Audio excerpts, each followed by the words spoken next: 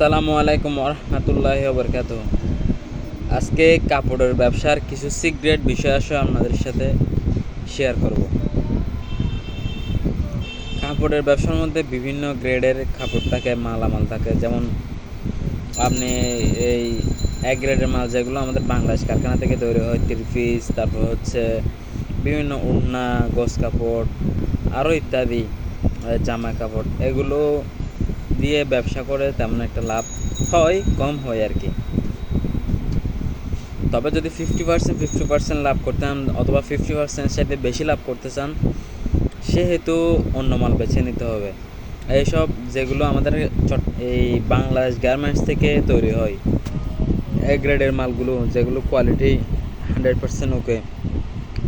যেমন আলামসের কাপড় থাকে, তান কাপড়ের মধ্যে রবি কাপড় থাকে।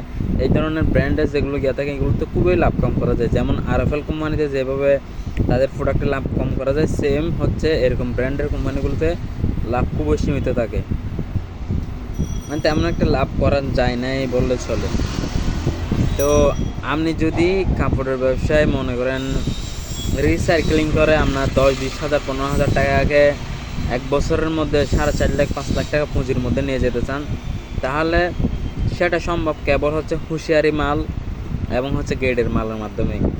হুঁশিয়ারি মাল এর মধ্যে আর গ্রেডের মালের মধ্যে, আইটেমের মধ্যে এত এত যে লাভ, যা আপনাদের কল্পনার বাইরে।